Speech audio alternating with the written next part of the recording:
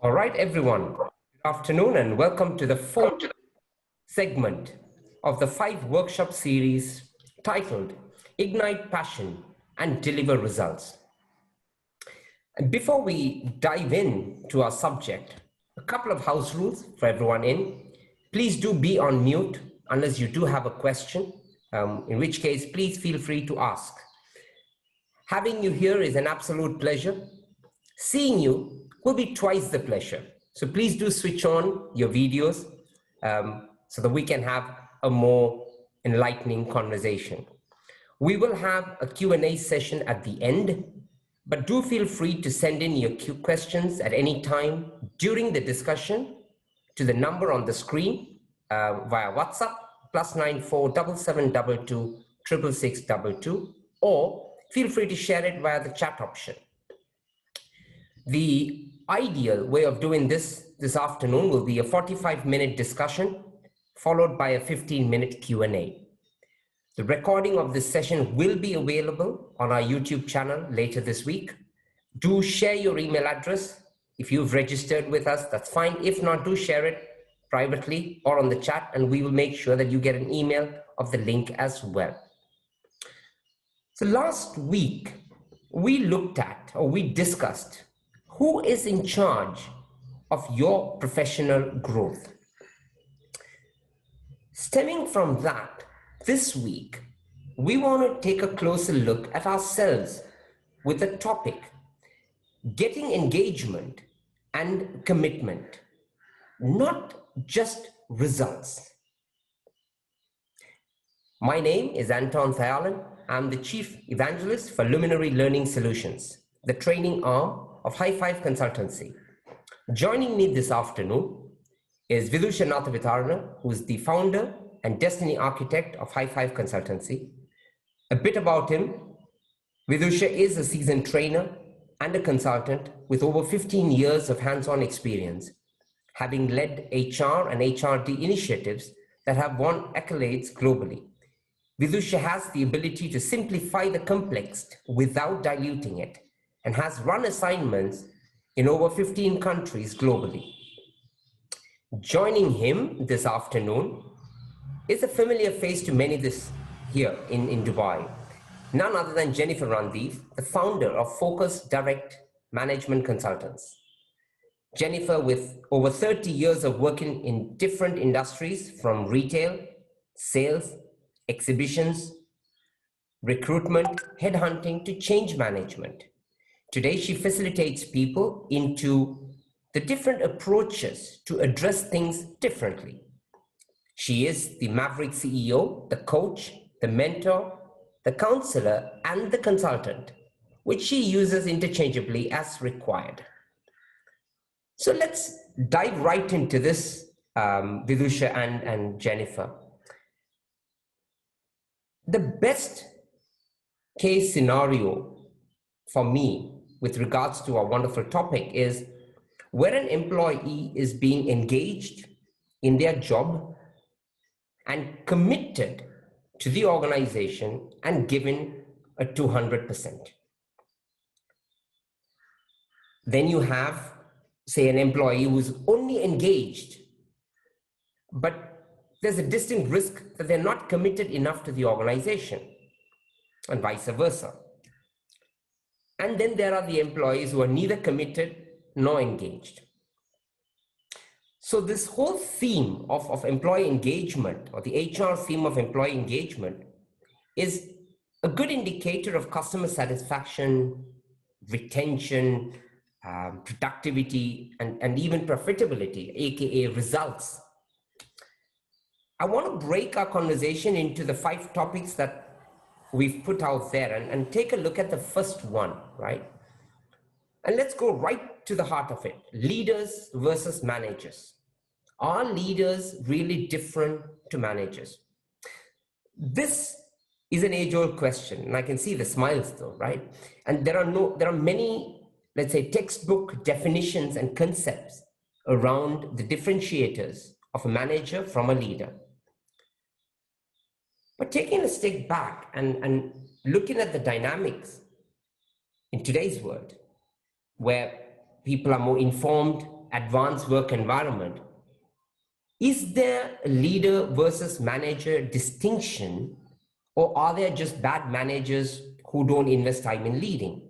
And is leadership, can I say, is that a managerial trait that one either has or lacks? And that I want to throw it at flip of the coin to Jennifer to start this discussion off. See, I was being nice.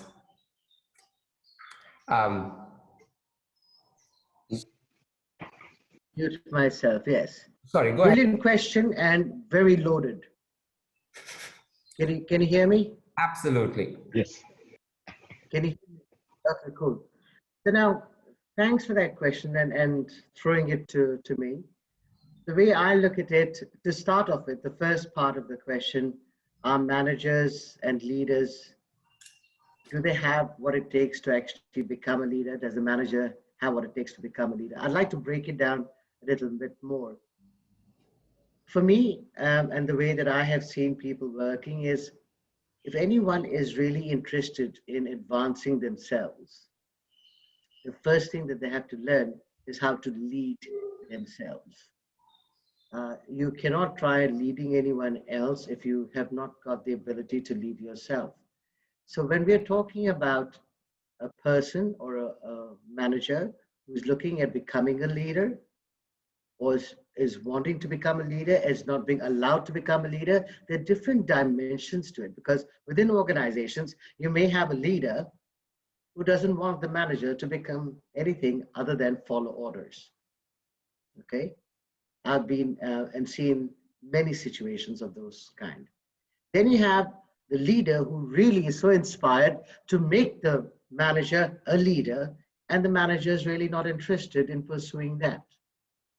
So you have different scenarios that are going on, and the only way that one can actually identify or really get to the bottom of it is to really have clarity by asking a phenomenal amount of questions as to what exactly any individual would like to be within an organization. Because you can't take something and slap everyone with the same thing and expect them to react to you. It's not going to happen, because every individual, as I have seen in my 30 years, is totally unique.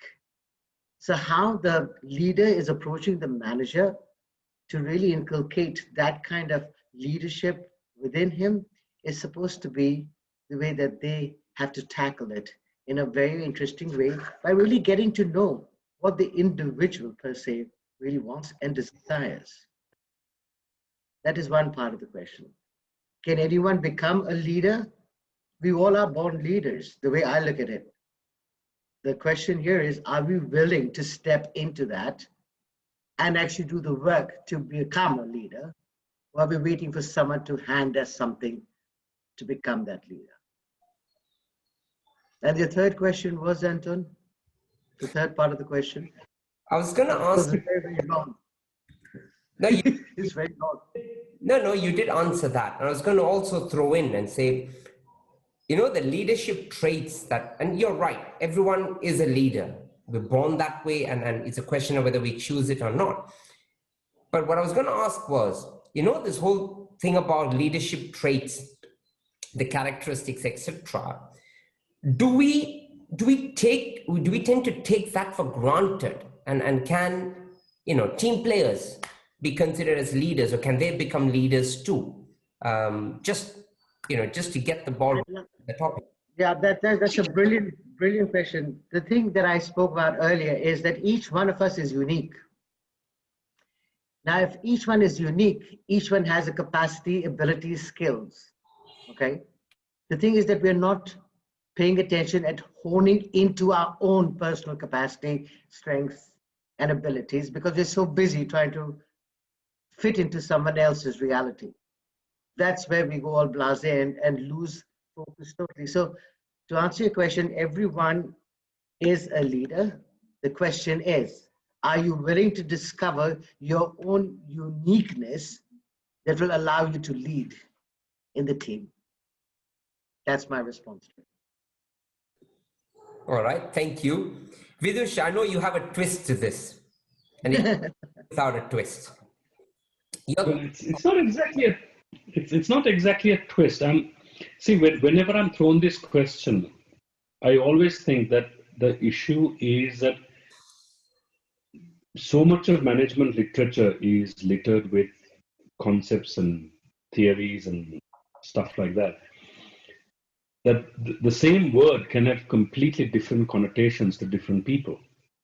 So the issue is the moment you say leadership, like Jennifer said, she was referring to someone right at the top, right? At a leadership position. And then looking at management who is one tier below. Now, that's one aspect of it, right? So leadership is a title sometimes. By definition, we have team leaders, right? It's a title that is given to you. It's also a role and a responsibility that is given to you, right? Now, management, though, if you term a manager, it's always something that comes with authority that comes in within the hierarchy of the organization. There's no if and but about it. So if you title a person manager, there's a scope of work, there is a function, there is a set of duties and responsibilities. There are people reporting through to that person. So it's a functional title, right? The issue with leadership is that unlike the title of a manager, leadership is a lot more broader. So there are multiple connotations to it. Leadership can be looked upon as a title. Leadership can be looked upon as a role or a responsibility. Leadership can be looked upon as a process. Leadership can be looked upon as a collective activity. Leadership can be looked upon as an individual activity. Leadership can be looked at multiple layers within the organization, and the question is, which are we looking at, right? So the moment you say leadership, the universe is so vast that one doesn't know where to start and where to end. So let me bring it down to the point of what we are discussing in relation to your career, right? So here's the thing. Leadership is something, just like Jennifer said, I think every single person is born with the capacity to lead. Just as much as our minds are capable of envisioning the future and building things that are not yet even remotely thought of. If we can do that just by thinking in our own mind's eye, I think we can certainly lead, right? At least ourselves, like Jennifer said, if nothing else, at least we can lead ourselves. So when we start on that journey, you all of a sudden start realizing that the way different people lead are different. And that's where your problem comes in from, Anton. Your problem is that some of us are pretty nice, easygoing, and you would lead in a certain way. Some of us are the polar opposite of that. We will be harsh and brutal and get things done that way.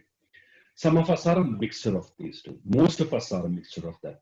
I think a mixture of both of that, depending on the circumstance. Some, on the other hand, will lead from the front. Some will lead from the back.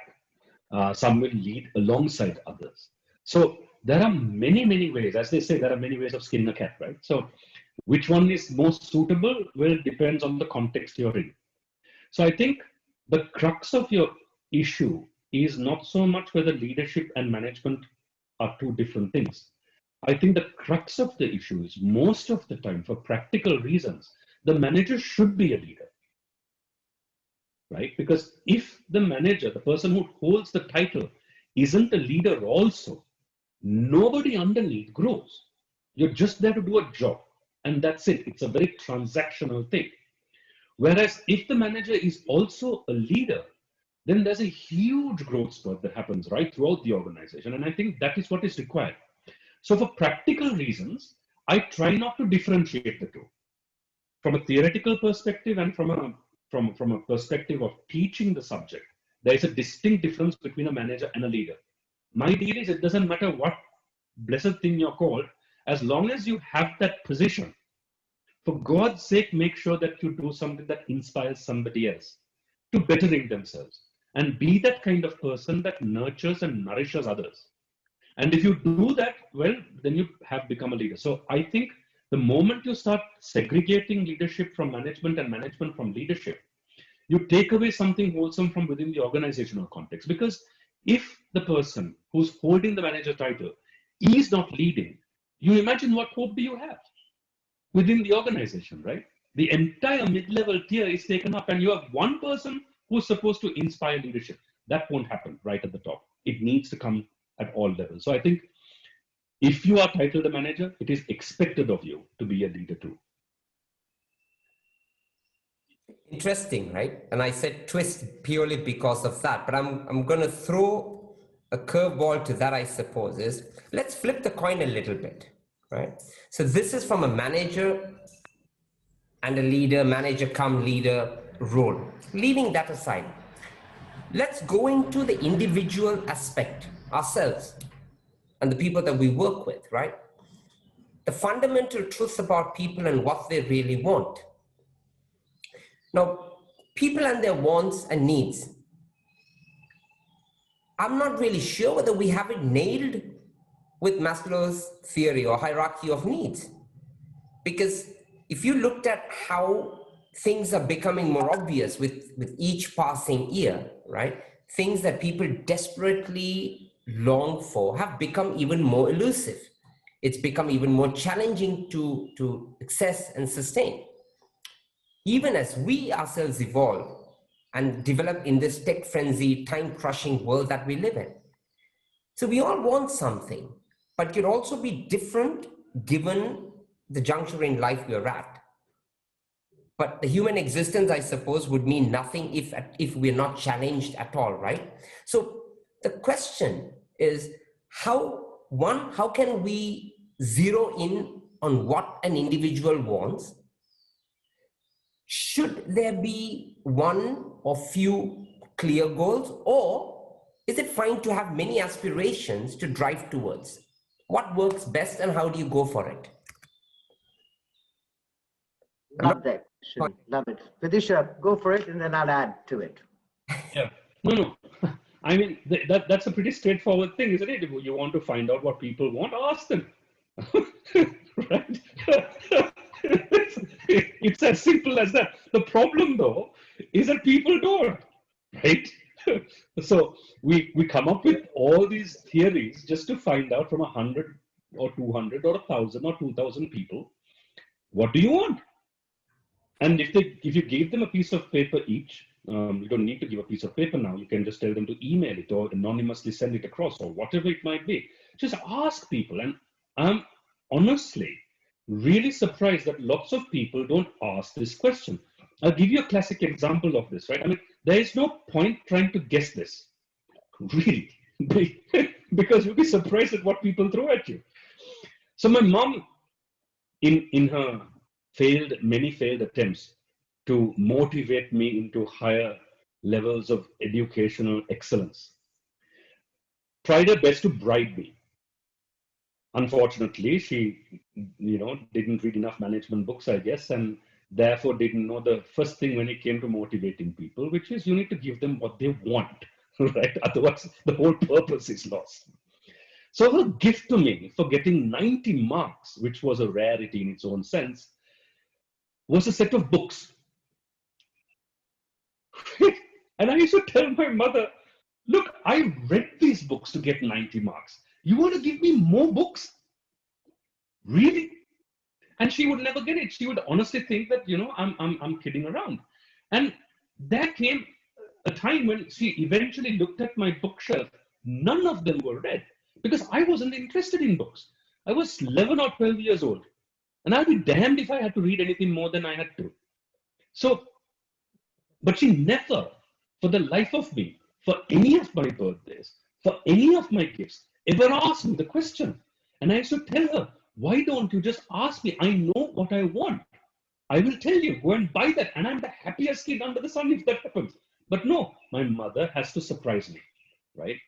Now, I don't mean this in jest. Right? I understand where my mother came from, and those books came in much, much more useful much later on in life, and I did start reading. And thank God I did. But I've learned a lesson from that, and I genuinely am telling you, ever since I was in HR, I used to always go and ask people, tell me what you really want, unashamedly. If I can meet that demand, I will do my best to meet that demand. If I can't, at least I can tell you which of it I can and which of it I can't. Therefore, we have a starting point for a conversation. Otherwise, we're shooting in the dark. Now, as far as Maslow's hierarchy of needs are concerned, well, we've, I think, even theoretically moved a lot from that.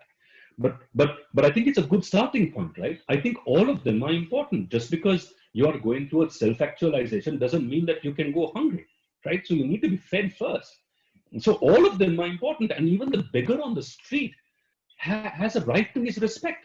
Don't you think? Just because he doesn't have food doesn't mean that he's disregarded as a human being. But we forget this, right?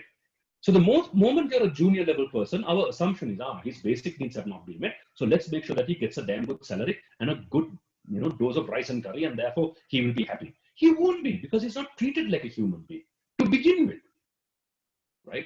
So I think we just overcomplicate the hell out of this by putting all of these little things in play.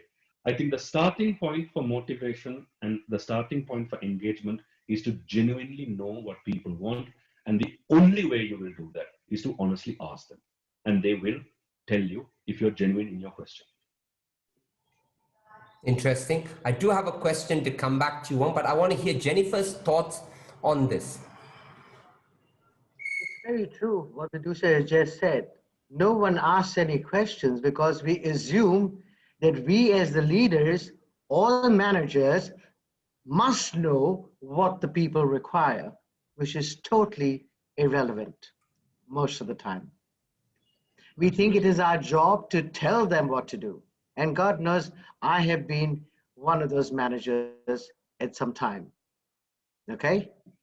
We think that because we're managers, we've got to tell people what to do, or even know what we think they should have to become whatever we think they should be, to be able to get the job done the way we think it should get done. Okay, so there's a lot of interesting underlying currents across everything that we have decided over the years that this is the right way of doing it, the perfect way, this is how the big guys do it, and this is how every organization, as I have always told my clients, each and every organization is unique unto themselves. That's number one. Thus, the people that are working there are totally unique. Third, I will ask questions as to what exactly, Vidusha says, what do you really want to be seen doing? Where is it that you are not being able to achieve that? What have you been able to find out that is stopping or hindering what it is that you are desiring to create within the organization? Because if you don't ask these questions, as Vidusha says, and I agree 100%, you're shooting in the dark. Simply because this is what could happen also, is we think we're supposed to know. I'm sorry. What you think you have to know, what you think is supposed to know, is not necessarily what it is the team is experiencing or the individual on the team is experiencing. So to try and put that blanket effect across everything just to make a point that you are a manager or a leader is ludicrous. And perhaps that's why we have many people and many organizations that are really not happy with what is going on, but they will carry on working because they don't think they have another alternative. Let me just quickly add to that, Anton, because, no, absolutely, completely. Just to kind of put a dimension of where organizations are heading with this, because I think engagement is becoming one of those really hot topics of conversation. Yes. So most organizations come up with what they call an employee value proposition, right? And that's where they try and encapsulate what they as an organization need to give their employee as a promise.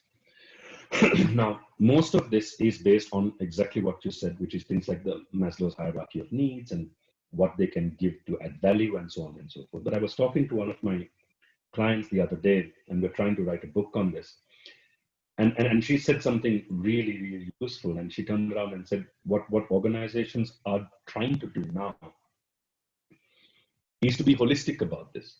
And their employee value proposition should be total well-being of an individual, whatever that well-being might be for that person. So gone are the days we are trying to put a blanket approach to everybody and say, you know what, if we give this, you must be happy. It doesn't work that way. So individual well-being, if you can provide that as an organization, that is the starting point of engagement, and that is the starting point of responsibility as well as an organization. Because the well-being of the employee overall, not just within the organization, but outside of its scope as well, is what is becoming the employee value proposition. So I think that's a good pivot to work on if you want to build a framework around it. No, that's, I mean, interesting that you bring that out as in highlighting the employee value proposition. And that takes me kind of into the next area that we wanted to look at, which is everyday engagement and commitment. So you're right. Ensuring that, well-being is at individual levels is key and is crucial, right? But I want to dive a little bit deeper into the everyday engagement and commitment. So I was kind of wondering the different influences of employees' engagement and commitment, right? So we've got the feeling of fitting into the organization, a manager or a leader who motivates for better work. I can think of appreciation from the organization, the pat on the back, etc. Team contribution to the organizational success, right? But what are the things that organizations can do? And I'm not talking fancy big ticket activities and events, but I'm talking about day-to-day activities. What can organizations do to ensure that these factors are met, that there is a continuous driving towards creating that engagement and commitment? What can, your manager, leader do to make sure that these components are met daily? And if you keep doing it on a regular basis, would that create the company culture?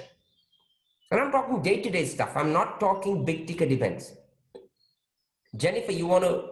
Yeah, Anton, before I answer that, I want you to give me a little more specificity as to what do you mean by daily events?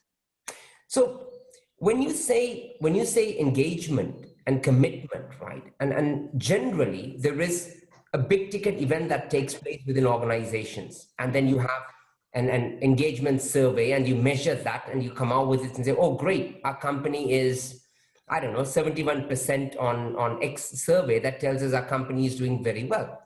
For me, that's a tick in the box exercise. What I'm talking about, or what I'm asking is, what can organizations, managers, companies, senior leadership, line managers, however you want to drive this down, how can you ensure that there is, with your day-to-day activity, there's a constant engagement elicited out of individuals?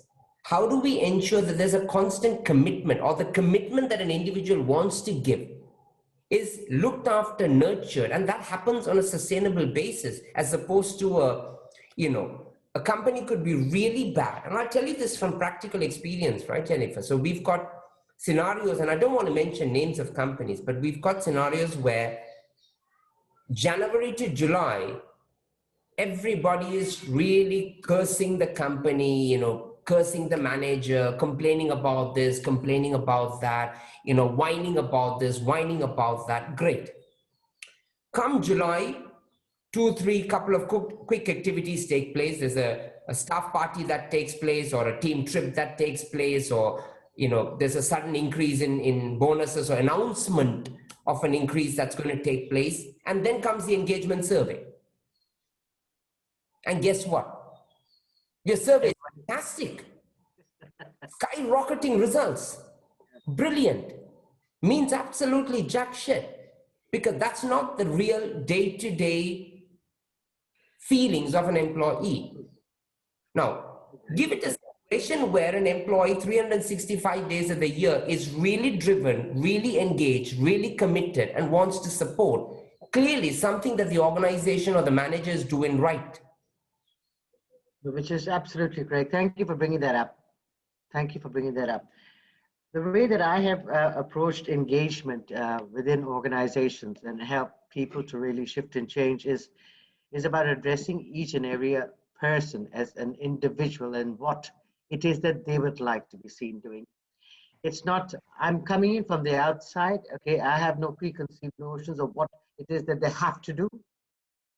All I was given, quite honestly, was the team is not functioning, the team is not happy, and we are not being able to do anything, and we need your help. So the first thing that I was asking as questions, and I created a questionnaire as part of this, was, is it important? How do you actually start your day? We've got to really go. It's not a long, huge survey. It is really getting to know how the individual is performing within their role first. What is it that they would like to do? And after I actually finished doing that, it was weird to see that in a team of around about 10 people, each and every person who was supposed to be doing something was not happy doing it. And I asked the question, so what's stopping you from actually, what's wrong? What is lacking? No, I'm actually bored with what I'm doing. That was number one. So my question then was, and to everyone here is, when we were recruited for the job that needed to get done at that particular point. Okay. But after that, when we got bored doing that job, did we ask individually if we could do something else? That was number one. Number two, did our managers or our peers actually see that we were bored out of our brains and we were not actually performing? And the other thing is, like, were we scared to ask? Were we afraid that if we asked that we would be out of a job? So we've got to actually look at this, and many organizations, quite honestly, are trying to blanket. We have been blanketing the whole HR and performance management for the longest time ever. And quite honestly, we are in this particular situation right now because of it. We didn't know where to go. We don't know what to do because no one is standing up as leaders and say, may I make a suggestion? May I actually do something different? Have you considered this? Because we're all afraid that if we should speak up. There are only few and far between organizations that I've had the pleasure of working with who actually stand up and are vulnerable enough as leaders to say, it's not working. Why do I say that? Because I was the same kind of manager and I wanted to be vulnerable enough to get out of my own way. The question is, are organizations, leaders, management truly wanting to get out of their own way, to really get the input of their people? Because if people, what is the most valuable asset of any organization? We hear it's the people, but are the people showing up? That's the question. Are we giving them a chance to show up? Another question. Are we afraid of what it is they'll show up with? Third question. If we want our businesses to run, people have got to have a voice, and now's the time. That's my take. Fair point. Vidusha, before you dive into just, and I agree with you, Jennifer, and I think I would relate to that. I would resonate with what you said, because if I got bored and if I found that I'm tired of doing a particular task, I would go out and ask for more responsibilities so that I'm driving myself to keep myself engaged and driven and all of that. But that's you're being a leader in your own life. Okay, right? How many people are willing to be that? But there are those, and like you said, the ones who don't, or maybe they don't know how to. And I'm keen to see what can be done towards that. Sorry, Vidusha, if you can add that to your answer as well. No, so I think part of the answer is something that you gave already. The question that always comes up when we consult for organizations is this. First of all, it needs to be said, right? I think HR takes a bashing on a daily basis, and even in programs like this, we take a swat at HR, right? But it's not easy. I came from a non-HR background into HR. And I swear when I walked into the HR department for the first time, I honestly thought, how hard can this be? Right? Because we were running complex processes compared to what HR was doing, which was seemingly simple.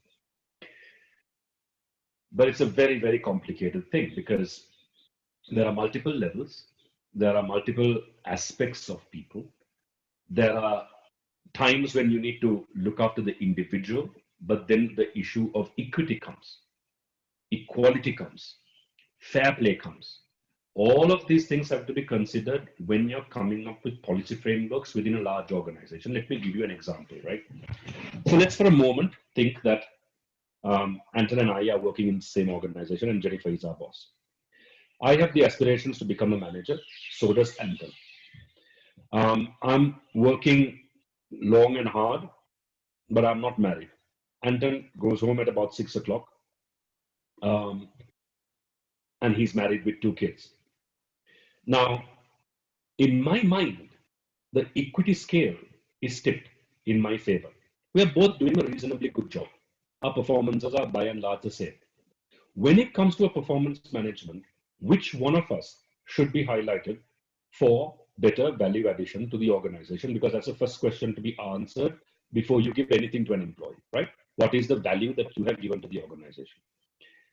Now, if your measurement criteria is not clear, is not specific, is not watertight, that is the starting point of all of these issues, because none of us know what we are measured against.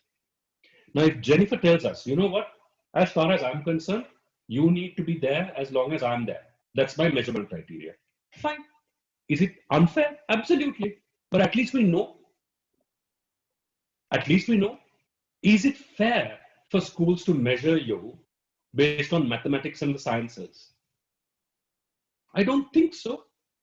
Is it fair to have the curriculums that are set out for us from the time we are going into school and not have a single choice, especially if you're from this part of the world? You don't have a choice in the subjects you choose, right up until O-levels. Is that fair? Of course not. But we all go through it because we know that it is what it is. At least it's a starting point. But imagine walking in for an exam, you don't know the subject, you don't know the curriculums. They can ask you from anywhere. That's the far worse situation to be in, right? At least here you know the content, you know the curriculum, you know the parameters. It's up to you whether you want to prepare or not. That's a different conversation. But at least you know. So I think before we go into anything else, first of all, fix that framework, because everything else stems from there. Now, once you have done that, let's get into the specific question that you asked, right? Which is, what can you do on a daily basis to engage? And Jennifer touched the 2 most pivotal points, which is they need to be doing something that they want to do and that they're not bored out of their mind with. 2 aspects of it, which is covering your job. Look at a few other things as well from a broad-based perspective. I'll come into the nitty-gritties after that. I think most of us want to do something that we think is beyond any one of us individually. We want to be part of something greater than ourselves. That's why we work, right? It's not the job. There's a sense of purpose in it. So do we have a sense of purpose that drives us? And is the organization providing that? The second is we need to work with people we like, right? I mean, if we hate the people that are around us, chances are that's not going to be too good, right? So we want to be surrounded by people we like, or at least can look up to, preferably both, right? And also, thirdly, and very importantly, it must give something of value to me as an individual. So those 3 principles need to be there on a daily basis also. So if you're looking at it from a manager's perspective or a management perspective, whoever that is on top trying to engage people needs to incorporate these 3 elements into your daily routine. So on a daily basis, are we giving people something worthwhile to work on? And is it giving them a sense of purpose? Are we being the kind of people that they would like to hang around with? Right? And thirdly, are we giving them something when they go back at the end of the day with, that they can feel proud about and they feel that they have been enriched with? Let me give you an example on this, right? So part of my life was spent on the production floor, a chug on a daily basis. right? And routine is great, but routine also makes you dead bored. But what is a person who is stitching on a daily basis, whose job description is to sit and stitch every day for 9 hours, supposed to do for engagement? Now, nothing much I can do, right? That's the job description. That is what it is. But one of my bosses told me, you know what, every day you need to do 4 things. And if you do this, chances are you'll be very successful in your job. What does it entail? 4 simple things. The first is you need to be we start the factory at 7:30, and we started with the national anthem generally. You need to be there at 7:30 for the national anthem. Number 1. Number 2, every day you need to take a roll call of your people. Roll call. This is pen and paper roll call, like in school. And I had 200 people who used to report to me, right? So roll call of 200 people. Can you imagine that? Number 3 is that every hour you need to go onto the production board and fill the board yourself. And there are lots of indicators, your efficiencies, how much of throughput you've had, how many issues have you had, quality issues, reject rates, all of that is there. We have a supervisor who's supposed to fill that. But my boss turned around and said, no, you go fill it up. Let the supervisor give you the information, but you fill it up physically. And the 4th one was you have to stand at the end, at the end of the hall, the production floor. And when your people are leaving the premises, you have to ask them, every single one of them individually, have you had a good day? Now, I just went and asked my boss, I think this is ludicrous, right? I mean, this is not the kind of management I was taught in university, please, I don't want to do this because I mean, what is this, right? So he said, let me explain this to you. You do this for a month though, and come, I will explain it to you. But the month of doing it is not optional. I am telling you, I am your boss, thou shalt do it. Well, when your boss says it like that, what choice do you have, right? After a month though, I didn't have to go back to him and ask him to explain. I understood what was meant by it. The first is, before anybody else shows up, you show up. Right? So if you're not there in front of your 200 people, what the hell are they supposed to look up to? You be there first. So when the national anthem goes, you need to be there. Right? Even if nobody else has turned up. Number 2, if every day you take a roll call, you know every single person by name after a month, even if you have 200 people. I still remember the names of my first 200 people, right? And if you know people by name, you stop making the assumption that there's a number, that they're an EPF number or employee number. You know them by name and you see their face every day. You start personalizing it. Number 3, if you take all of the numbers that are taking place on an hourly basis, you know what's happening inside the premises. And you're on top of it every hour. Nobody else has to come and spring surprises at you. You know exactly what to do, where to be. And the final one, which is the best of all, I think, is if you ask each one of your people every day, how was your day? And you've blasted them 2 hours before. You imagine asking this question from them in person every day. You won't do it for too long. So answering your question on a daily basis, what are you supposed to do to engage people? Number 1, you show up right first. Number 2, you make sure that you know people by name, by person, as an individual. Number 3, every day learn a little bit about them, right? And ask a simple question, how are your children? That's good enough sometimes, right? Not haphazardly because you want to ask it like a tick box exercise, but because you actually mean, because you know them individually. Number 3, know what the hell is happening inside your team on an hourly basis so that you can address issues before it actually comes to you. So you're being proactive so that people don't get desperate and get utterly frustrated by all the inefficiencies that are taking place. And finally, make sure that you are able to ask them face to face, knowing full well that their day has been good. Have you had a good day? And you should know the response to that before that person leaves.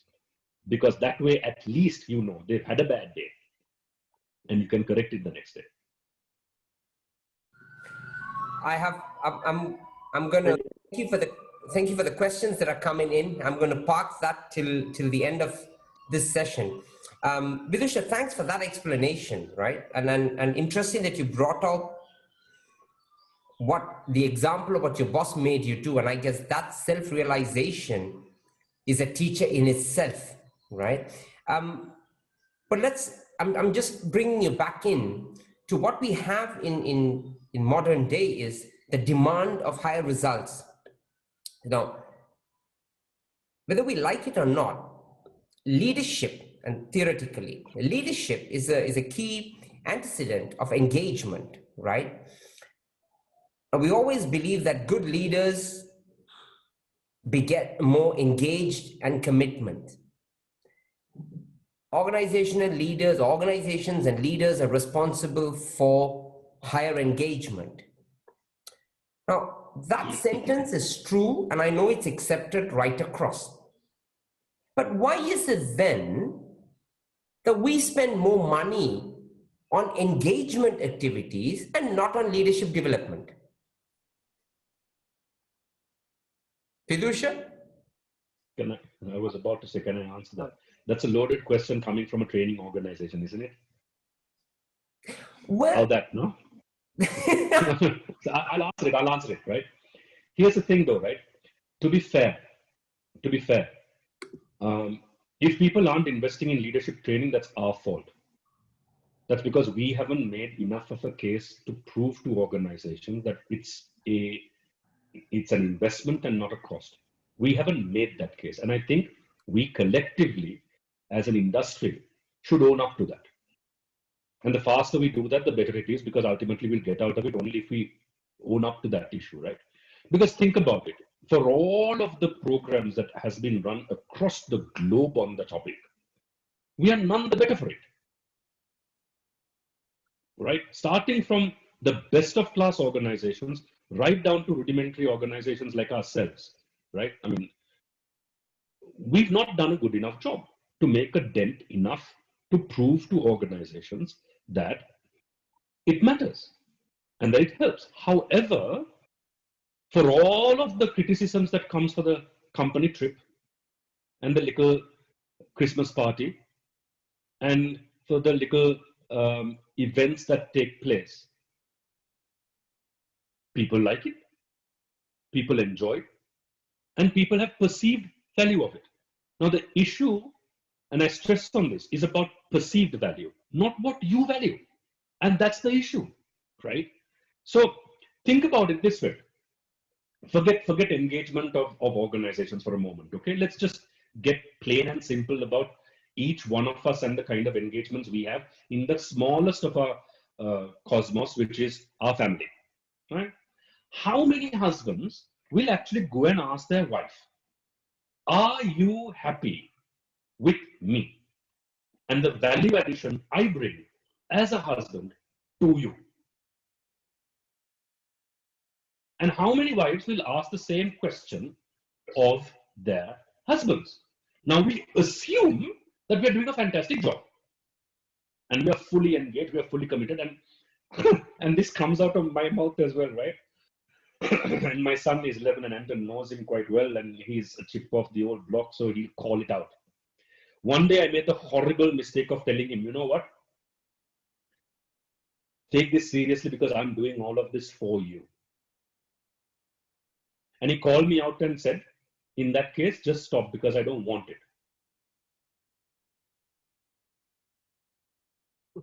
Right? So where's the comeback to that, right?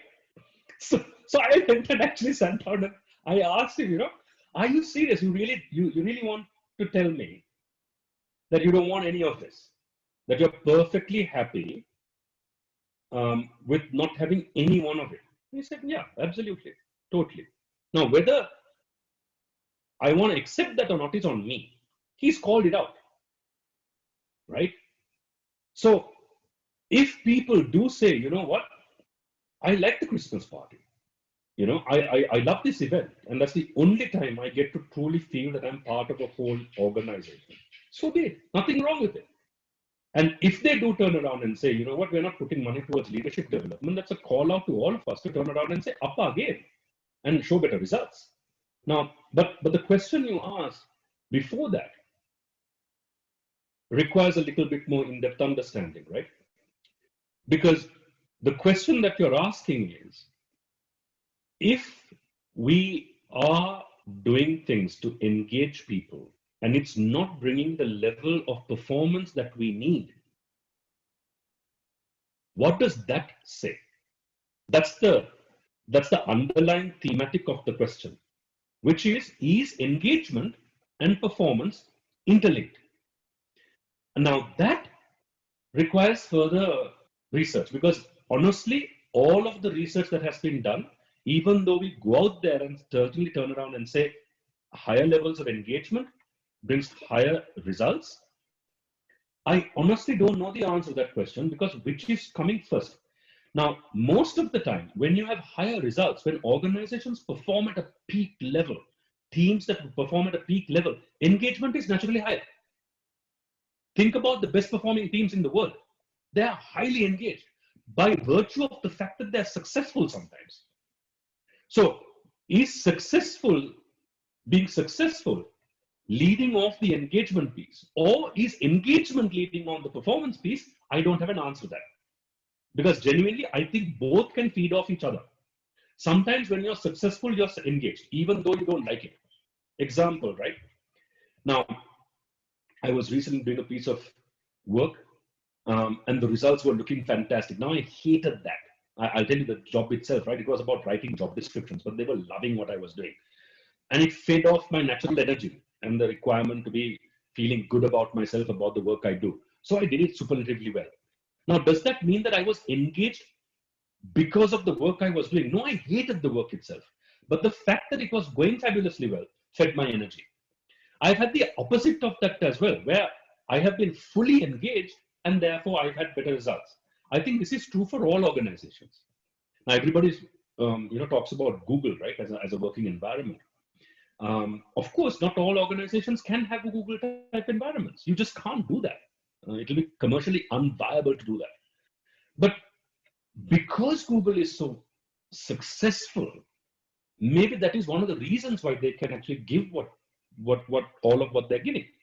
Now, there are certain organizations that might be equally successful that doesn't give half of it. That's a different question. But what happens to a small-time organization where even if they wanted to give all of what people desire, they can't give it?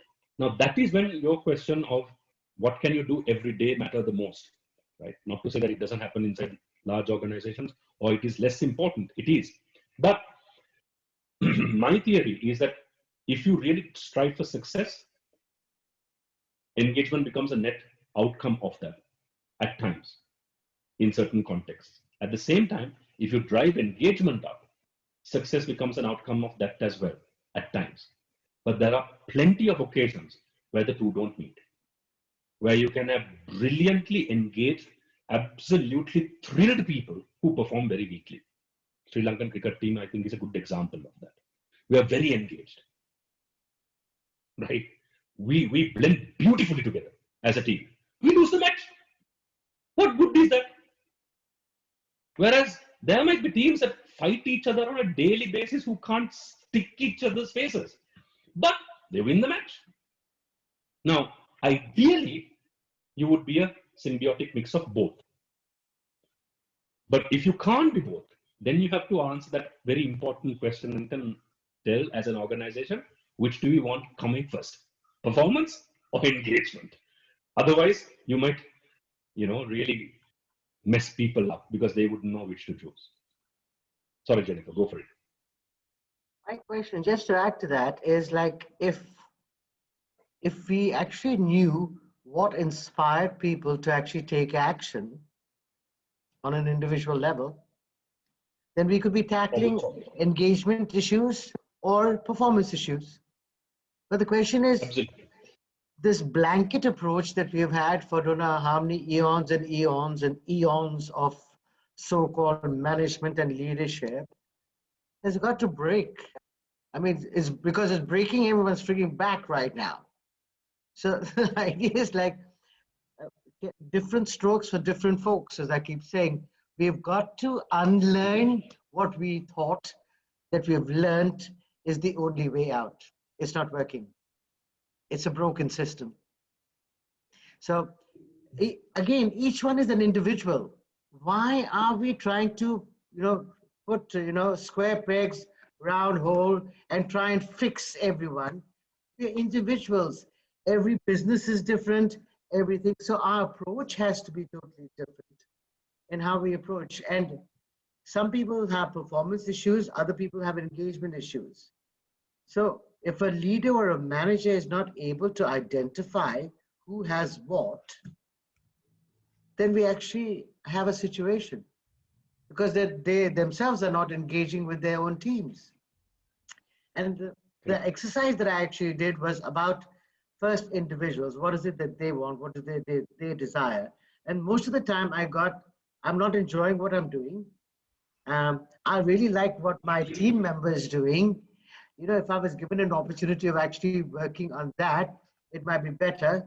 And 10 people, all 10 people, funnily enough, to my personal surprise, wanted to do each other's roles because they had it with what they were doing.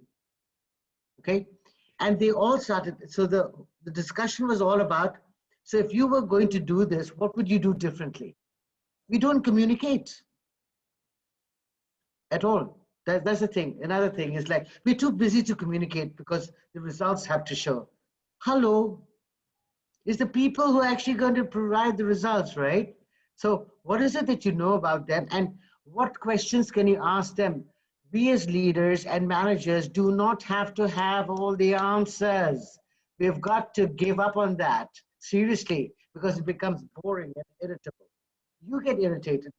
Most of the time, we do not even think that, okay, how many of us over here, hands up, think that we have to have all the answers at any time in our life? I know I have. Yeah, I had to have all the answers, because otherwise people would say, I do not know what I'm doing. Now, most of us over here are leaders and managers. So why is it that we don't actually say that, sometimes I have actually had this situation. You see, there has to be a level of vulnerability, what we've covered previously in our sessions, right? But to be able to, again, fixate on what it is that you have to relate to, that is the only way, the perfect way, that is actually getting in your way of actually seeing who is being able to perform, and what can you inform them of? How can you inspire them for them to get unstuck? I truly believe is something that we really have to start paying attention to now. Because everyone that I'm mentoring right now, and these are CEOs and senior management people, it's coming across everyone. Sure. That this is where it is not fun for them anymore. We've lost fun. We've lost the aspect of fun in our work. And if you were having fun, would you consider it to be work anymore? No, it would come naturally. And that saddens me, to say the least, quite honestly. It saddens me that we do not address these things. And my job is what I do is I'm addressing those. And it's people are really not used to it. So it is almost like a new thing, like, what the hell is she talking about? But we've got to actually look at those things, because we're dealing with people, and each person is different. No, absolutely. Can I just quickly add to that? Yeah. One of the assignments we ran as well resonates very much with what you did, Jennifer. We actually ran an exercise where we brought people together. We listed out all the activities that are being done inside the department. And we told them, if you had a choice, what would you be doing? And they actually got all of them, mapped out for themselves. And there were obviously overlaps. And when the overlaps took place, we decided, how they can have a conversation between themselves and either share it or, assign it to each other.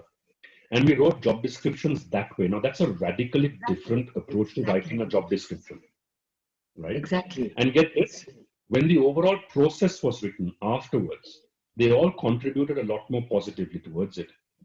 And when somebody didn't have a skill, even though they liked the job that they were planning on doing, but they didn't necessarily have the skill set to do it because they've never done it before, people volunteered to teach them because they were getting rid of doing something that they didn't want to do. So good riddance. Let me help you please, I'll teach you for 6 months for free. Take this over from me. So that's what engagement really is. You're right. Absolutely. So everybody won out of it. What it meant was that everybody was multi-skilled. It's a win-win, and then right? that's what makes a difference. You know, when we can come together and champion one another. It's about championing one another. We are the champions. Absolutely. They taught each other. They were multi-skilled, and whenever somebody took a leave, there was always someone who can actually do that job for them. So, you know, efficiencies went up, productivity went up, and get this, that 10-member team actually took on more work. When they scaled up, the organization went up from like overall 1,000 people to 1,500 people. They never increased their headcount even by one. They were just able to reshuffle it amongst themselves. Everyone was enjoying what they did. You're right. Right. Absolutely. Sorry. And that actually transpires people into becoming the leaders. Yes, Anton. I know you're mindful of time. Absolutely. Oh, I'm of time, and I've got to cut in. I'm sorry. Just the last point before we get into the Q&A, and I've got a couple of questions from the audience itself. And I heard results, and I heard engagement, and I heard the drivers, right? I want to sort of bring it all into one. And the example that I have in mind is, if you have an aged tree, a beautiful tree in the forest, and if it falls, and if nobody is there to hear it, does it make a sound?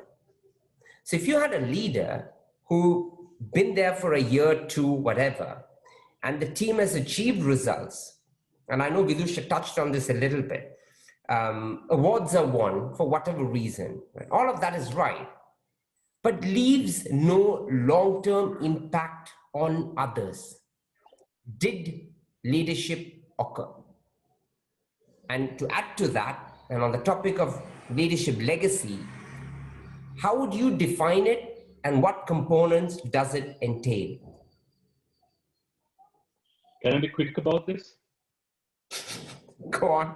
And tell you, Anton knows whom I'm talking about. So somebody I respect very, very deeply is a guy called Tony Nadaraja. And something he said is something that has resonated so much that I use it over and over again. And you know, most of you know me only for the 3 or 4 sessions we've been together, so you wouldn't have heard me say this, but I say it all the time. And he told a set of words that made all the difference to me. And he turned around and said, if your son does not do better than you, you have fathered in vain. And that made all the difference to me. And I think that's the legacy you leave. Somebody who takes after you should do a better job than you. When that happens, whether somebody see it as you being the person who did it and all the rest of it is irrelevant. Whoever that takes after you should do better than you. When that happens, I think you've left the right legacy. That's all that matters. And I have to agree on that. I think that's a nice summary. Sorry, Jennifer, thoughts on that? I think it is absolutely true.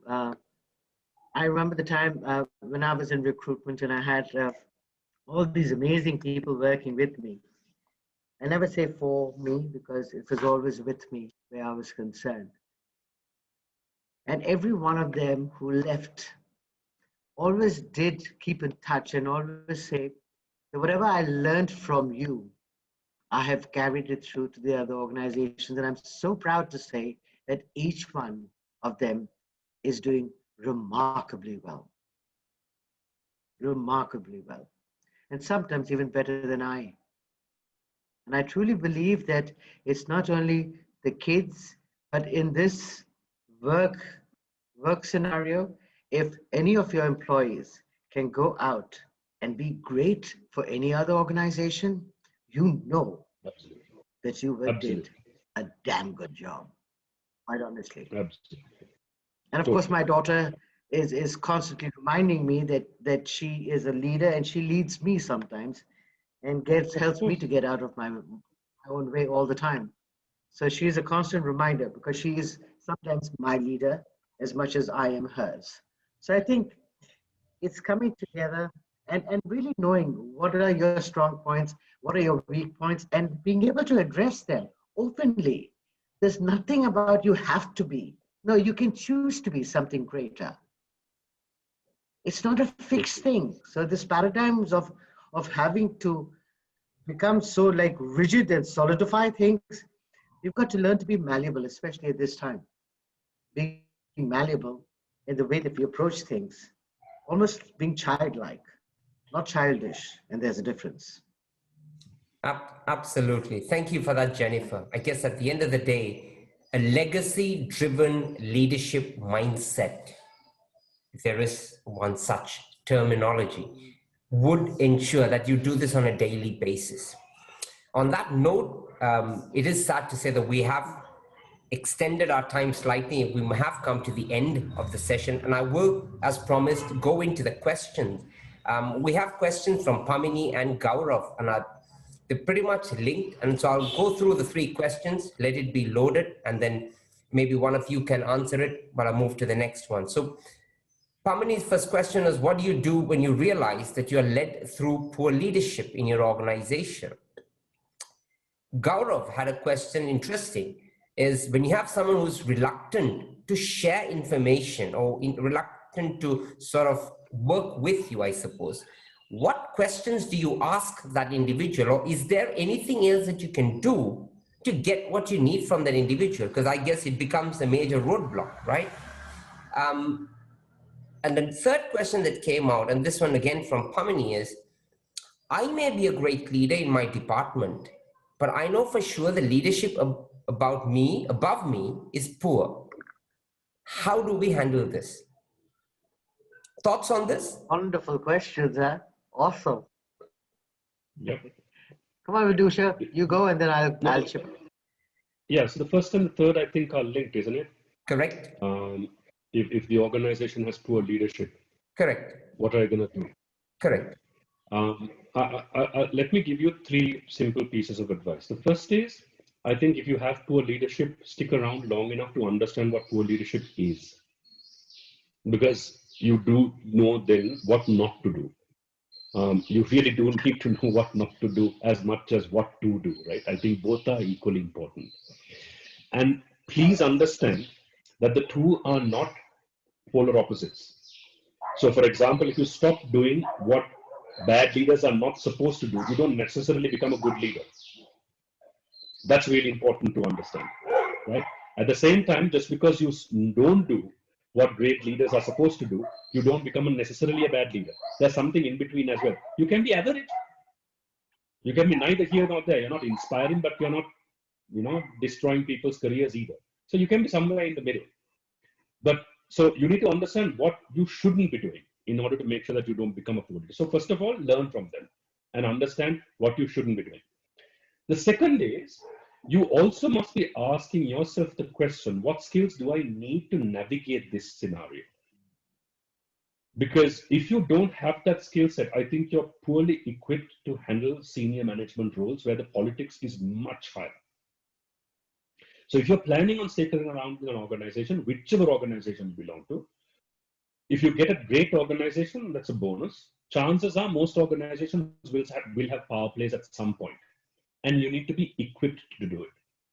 How you use that power that you have is up to you.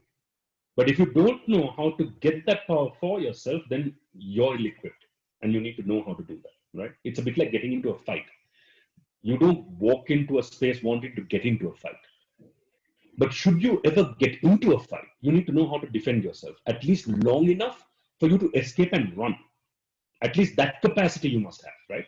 Otherwise, you're ill-equipped for life, because at some point in your life, somebody can, pick a fight with you. And then what are you going to do? You can't then turn around and say, I'm ill-prepared. I'm sorry, I didn't learn martial arts. That's on you if you haven't learned it, right? So that's the second part. So what can you do to equip yourself? The third is you need to have the courage to leave when you need to leave also.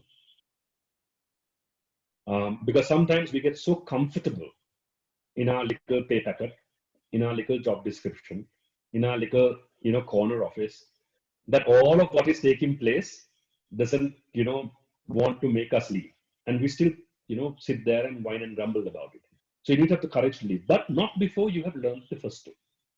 Once you have done that, and you still feel that the organization isn't quite the place you want to be, I think you need to find elsewhere and work for people that you truly want to work with,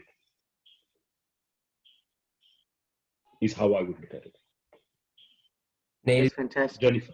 Jennifer, your thoughts before we wrap this one up? My quick thought is And this. we have Gaura's question as well. Yeah. Vidusha, you've said it remarkably, but I've got another take on it. So if you know that your boss is constantly wanting to be right,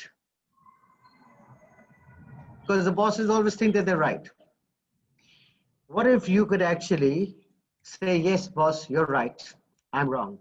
Because everyone, when you tell them you're right and I'm wrong, and it's not necessary that you're wrong, but you want to dilute whatever's going on and then actually do something that is going to help him or her to see what it is that you can bring to the floor.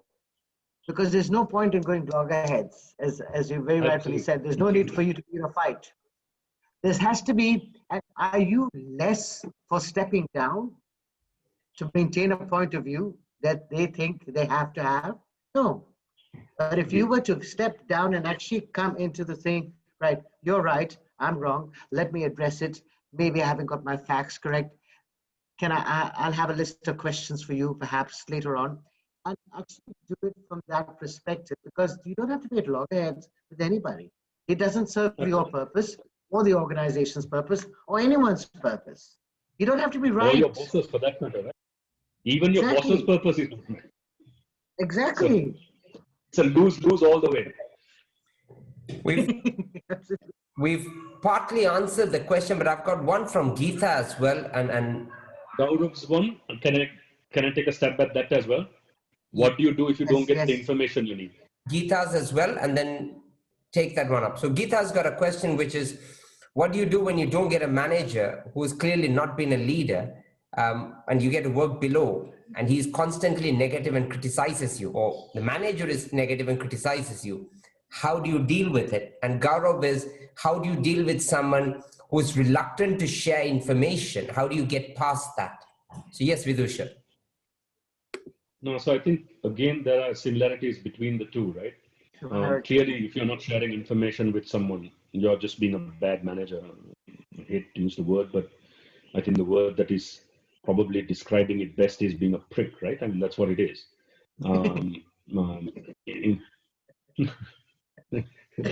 It's exactly, I mean, you not liking someone is fine, but not sharing information, that's just downright being a prick. That's my definition of a prick. But having said that, I'm discarding, I'm assuming, right? I'm discounting the fact that there is some information that sometimes cannot be shared because they're privileged and sensitive, and therefore at certain seniorities, you limit its exposure. I'm discounting all of that, right? So if you just need information to make a decision or to act on something, and you're not getting that information, what should you do? That's Gaurav's question, right? And if you're doing that, then you're just being a bad manager as well. So I'll answer both of that in that same way. Again, a tricky one, right? So the first thing is to ask yourself, why is this person not giving information? Generally, when people don't give information out, that's a very good sign of insecurity. Or they don't have it themselves and don't want to tell you, right? Generally, those two are the main reasons. Because if you turn around and honestly say, they don't want to look stupid as well for them not having. Exactly. They don't want to look stupid that they don't know. Absolutely. K-N-O-W.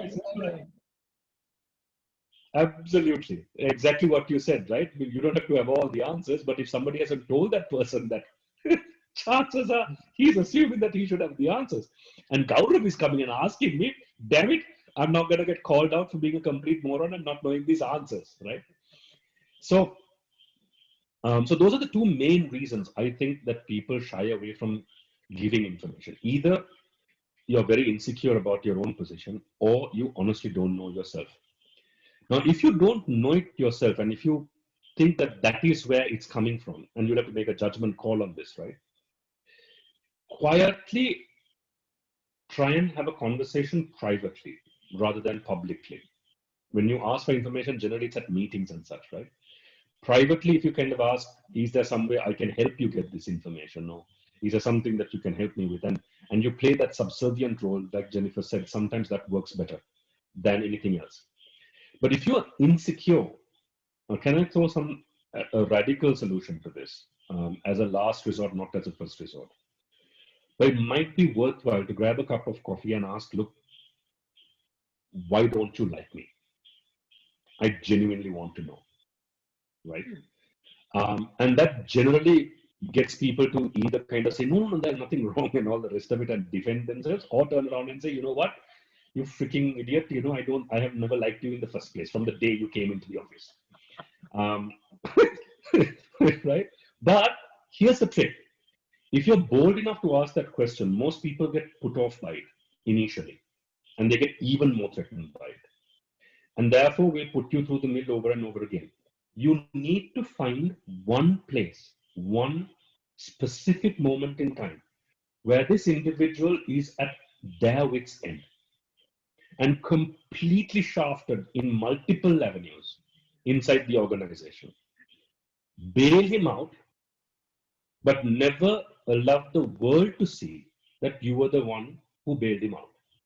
You do that for him, genuinely. He will open up to you like nobody's business after that, because trust is built at a most primeval level at that point. Right? So even with a bad boss who constantly kind of is always shouting at you or something like that, I think that's the most prevalent reason. Sometimes people are insecure. Sometimes people just don't like you. And it's important to have that conversation. And I can tell you honestly, genuinely, I've had a few of those in my lifetime. Some of them have worked very, very well to the point where they're my friends now. One or two of them have gone so horribly wrong that, I've shrugged my shoulders and said, at least I've tried. But the one thing that you must remember is this: do not actually go and do something antagonistic in return. Because if you ever do that, you're just no better than him. Exactly. Absolutely. Right. On that note, we're mindful of the time, and I think we've already overextended ourselves. So we have come to the end of today's session. We do hope that you found it informative and insightful and were able to take away some nuggets for thought. Thank you, Jennifer, Randive of Focus Direct, Vidusha Nathavitharana of High Five Consultancy, time and the insight. Next week is our final session of this series. Never let a good crisis go to waste. And we'll be back at the same time, same place. And let's have a crack at it. Hope you'll be able to join us. The session. Absolutely, yes. By Focus Direct Management Consultants, Versatile Consultancy, and in partnership with High Five Consultancy and Luminary Learning Solutions. Once again, we do thank you for your presence. Thank you for your participation. Stay safe. Stay productive. See you. Bye-bye.